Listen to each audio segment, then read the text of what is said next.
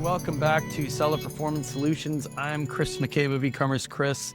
This week, instead of chatting up Leah McHugh, I've got Bradley Sutton of Helium 10, and welcome back to you as well. I think it's been a couple of years since you were on our podcast. Good to be back. That's my fault. I should have had you on many more times. No worries. We should do this once a month, I think. Well, that might be a little bit extreme, but yeah. But you travel a lot, so we can't do that. Typical question I'm getting, I'm sure you are too, all the uncertainty, the non-fee fee increase, the challenges people have with Amazon changing their listings around, some of the AI they're experimenting with, ads costs rising, reimbursement tickets and reimbursement claims being handled in a completely different way. What are the kind of top one or two tips you give people for just getting through the rest of the quarter, let alone the rest of the year, because there's so much sand shifting under our feet? Sure. I think it goes for sellers of all kinds and even service providers. And even, I just got back from Seattle. Even Amazonians I talked to are kind of like, I don't know what's going to happen in a couple of months. Yeah, a lot of this stuff I don't worry about. You know, like my philosophy is that the stuff that affects sellers universally, for the most part, I'm not worried about too much, no matter how quote unquote bad they are, because they affect everybody equally and we're all going to have to adjust in the same way. Like, for example, tariffs. Like in general, like for my categories that I sell in, almost everything I have in most of them come from China. And all of my competitors come from China. So I couldn't care less if the tariff's 50% or 10% or zero. We all have to pay the same tariff. And so to me, like, yeah, would I have to raise my price? Yes, but it's not something I necessarily worry about because I know all my competitors are going to have to do the same thing. That being said, where tariffs could come into issue is, are you selling in a niche where 30% of the sellers are from China, including you? The other 70% are India, Pakistan, South America or something. Well, yeah, you're going to have some thinking to do. But if that's not your niche, I would say don't worry too much. Just adjust accordingly, knowing that your competitors have to do the same. On the flip side, the one thing that I think is the most interesting new thing associated with the tariff is the taking away the de minimis law about the things that are under $800 being able to be shipped from China, tax and duty free. That's the backbone of Shein and Temu and stuff. Now that is something that affects, in the opposite way, a very particular group of sellers. Right. It doesn't affect American sellers at all, in that we're not importing directly from China to customers. But now all of a sudden, the unfair advantage that Chinese-based sellers had is theoretically taken away, or at least part of it, where now, you know, if customers have to either clear customs on their own or the prices are going to be raised 30, 40% or something, and shipping times is longer, well, that's good, because for those people who were afraid of Amazon Haul or Temu and Shein, you know, like the same products being available for a fraction of the cost, well, now the playing field is leveled a little bit. But Amazon fees, PPC costs, that kind of falls under the first thing. That's affecting everybody. We all have to pay the same PPC costs. We all have to pay low inventory fees and everything like that. And does it suck? Of course it does. But at the end of the day, we just got to raise our price. Now, if all of a sudden other platforms start getting popular and maybe people can offer products for less, well, that would be an issue. But if we're all, for those whose main platform is Amazon, I hate those fees, but it doesn't matter because my competitor is paying that same exact fee. And so we just all got to raise our prices together. I suppose if you have a large competitor who can afford to not raise their prices because they expect you to drop away because they can beat you on price until they snuff you out, I suppose that's the kind of problem. Yeah. Well, I'm not selling any of those kind of categories where I have to worry about big, humongous sellers. But yeah, if you're trying to sell some collagen peptides, you could probably be squeezed out with some of those big boys there. Yeah. So, I mean, that kind of gets the tariffs part of it out of the way. But what about, I mean, most people, the uncertainty, a lot of it's coming from Amazon. Like you already kind of don't know what's coming down the pike. Leah and I have had random ASINs taken away because of, I don't know if they're automation experiments, things that they're doing with AI. Yeah, of course, in theory, they'll eventually iron those kinks out. But if you're losing money in the meantime, you know, then that's less resources you have to throw at other problems, right? Yeah. So there's already that for 2025. On top of that, some of these other challenges. So are you hearing people say, we're going to run leaner and meaner? We're not going to expand into another category. We're not going to launch a new accessory to go with a product that's already selling well? Because that's what I hear people doing. which means that the marketplace isn't going to grow as much as it possibly could, which presumably Amazon wants year-over-year growth from as many sectors as possible. I haven't heard of that too much. What I think you'll see less of potentially is somebody just the off the street people who are just, hey, let me put $1,000 together and launch on Amazon. That's becoming increasingly those who are established in niches. I don't think they should do anything differently unless, like I said, what you were talking about, as far as if you're trying to get into these niches where there's big players who can afford to play price wars and different things and squeeze out Right. the little guy. Well, in the past, maybe I would or somebody would have gone into those niches, but now in the new normal, yeah, you might not launch a product or not try and go into this subcategory that maybe a couple years ago you might have thought about. You got to look a little bit more.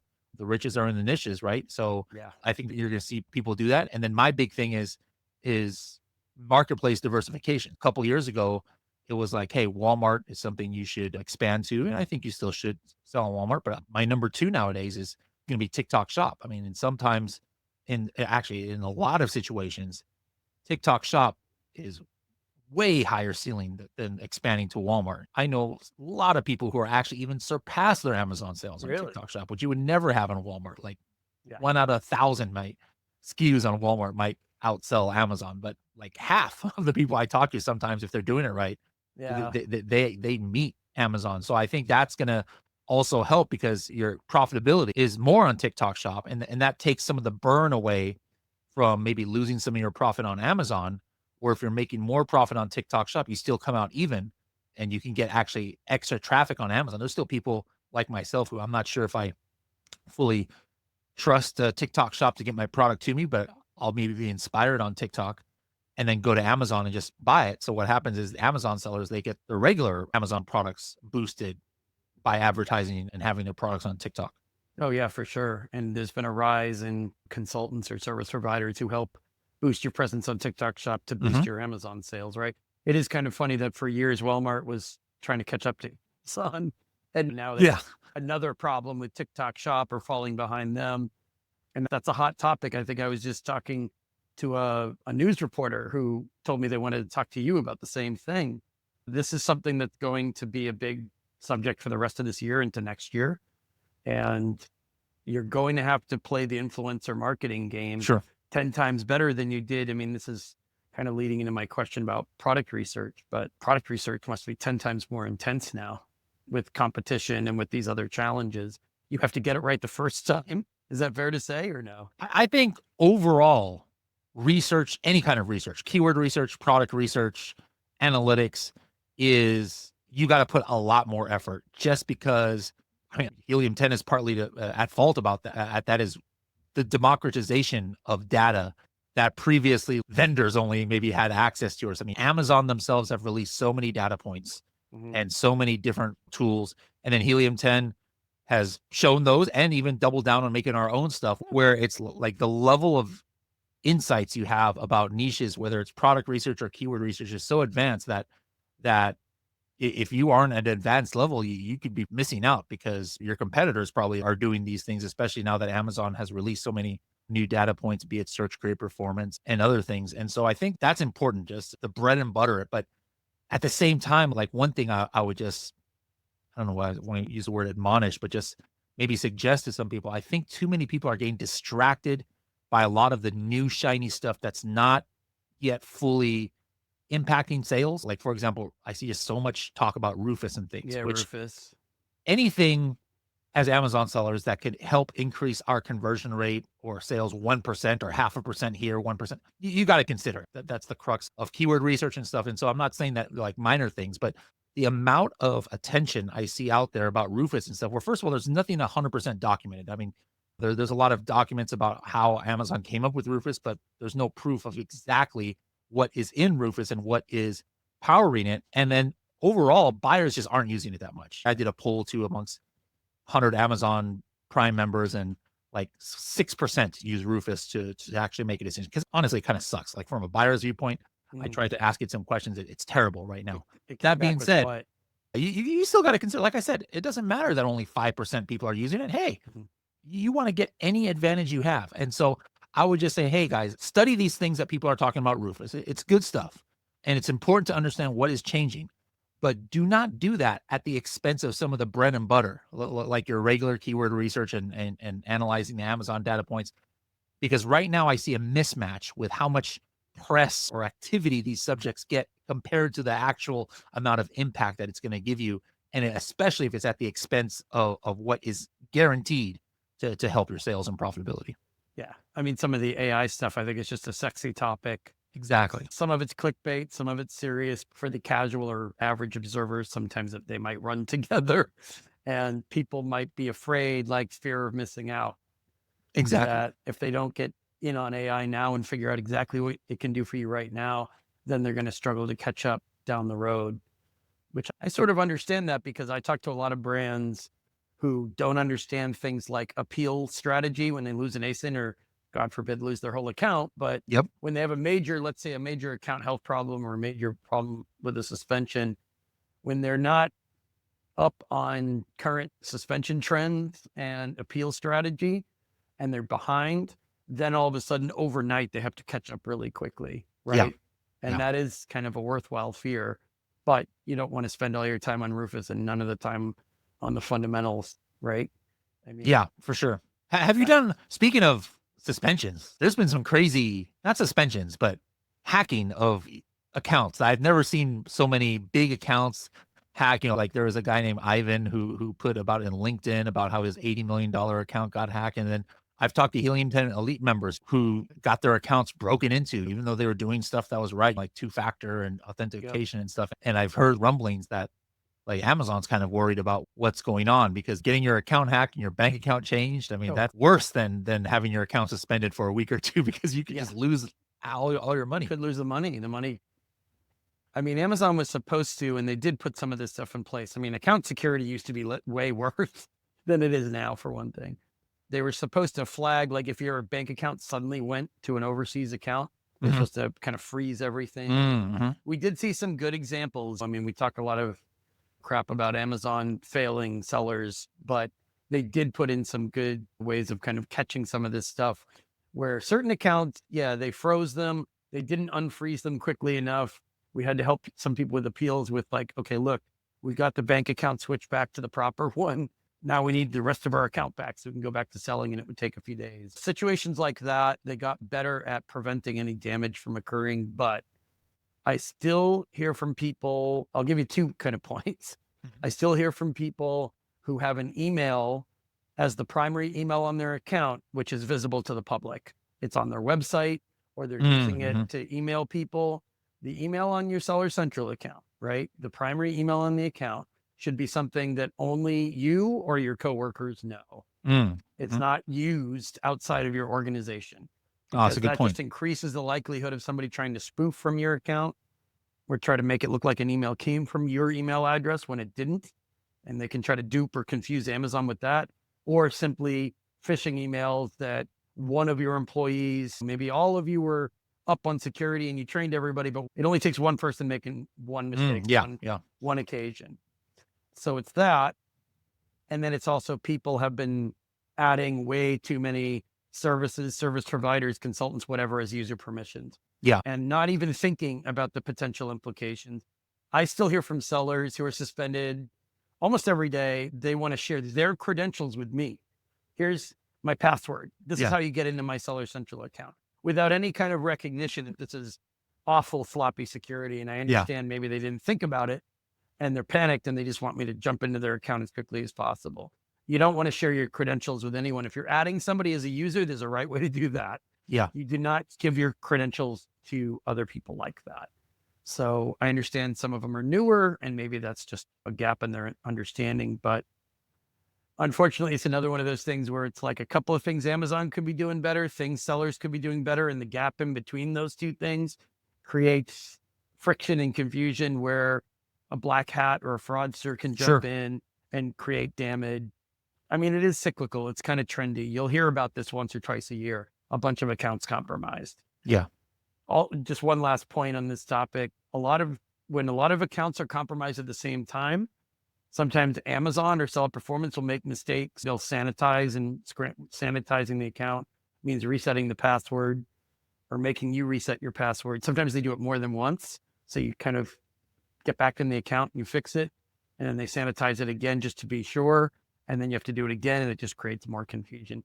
Those mistakes are just more likely to happen when there's dozens or hundreds or maybe low thousands of accounts Yeah. that are compromised all at the same time. Yeah. That's kind of my short take on that. But you don't just stay in a loop with seller support cases and emailing seller performance queues. Those are escalations that have to be dealt with quickly. So the only other thing I was going to tell you and people that you share this with is that things like getting reviews removed that have nothing to do, something Amazon did wrong, or being attacked with fake negative reviews, stuff like that. People are still using very low tier, low level solutions for that seller support case, and then posting on LinkedIn, nothing works. I did what I was supposed to do and none of it. If you only open seller support cases or email performance queues, or you write to the Jeff@Amazon email, or you do all that low level run of the mill stuff that never gets anything accomplished, then yes, of course, you're not going to get the review taken down. Or let's just say you're being attacked from a competitor and you're trying to report. I don't know how much in your forums and your groups, Helium members are saying, I'm being attacked by a competitor. They're screwing with the dimensions of my product so that everything's oversized now, or whatever it might be.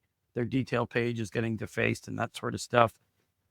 Yeah, I mean, that's why we have the tools in like Helium 10 alerts. And it was a Helium 10 Elite member who had his account hacked. He was like, thank goodness for Helium 10 alerts, because his phone started blowing up like in his middle of the day. He's from Israel. And so it was his middle of the day, but I guess the hackers were like, oh, let's just do this at nighttime in the USA. They didn't realize he was in Israel. And he said his phone started blowing up with like, hey, your price has been changed. That was what they were doing at first. They changed the price all lower. They got into his account and then changed the price. And so he started getting just blown up with Helium 10 alerts and saying, hey, your price is changing. That's how he knew somebody had gotten into his account. And then like you mentioned, Amazon changing dimension. That's not even somebody hacking. It's just all of a sudden some random employee at Amazon at a warehouse somewhere just remeasures it while they're drunk or something. And then they say, oh yeah, this is not 19 inches long. It's 21 inches long. And then guess what? If that goes unchecked, we're talking hundreds, even thousands of dollars of difference over a few months on your fulfillment fees. And that's where the alerts that Helium 10 gives comes out too. On one side, it's good. I'm like, all right, hey, that's more validation of why you need Helium 10. But on the other side, as an Amazon seller myself, I'm like, why in the world? Like, how does Amazon let these kind of things happen? Kind of sucks. Exactly. Any last words of advice you have for our listeners that are struggling with any of these? Just issues, revenue generation, listing, anything. Just as what I said before is keep your blinders on almost, know what's going on in the world of AI and different things and new things that are coming, but make sure you're not doing that at the expense of what the fundamentals on what works on Amazon. And then also ask yourself something we haven't talked about today, but I think is fresh in my mind is gone are the days where you just put a label on something and have instant success on Amazon, regardless of if you're doing keyword research and stuff. You've got to be building a brand more on Amazon. So how can you talk to customers more? How can you connect with customers? Something that I just started talking in my talks I do when I'm speaking on stage is an experience I had where I just got hit in social media with a random video about some like super expensive jeans where like it's probably more than one jeans is more than I spend in like 10 jeans in my past, but it worked. And now I'm pretty much only going to buy those jeans for the rest of my life. It was something from Japan. It was like this really crazy, cool thing.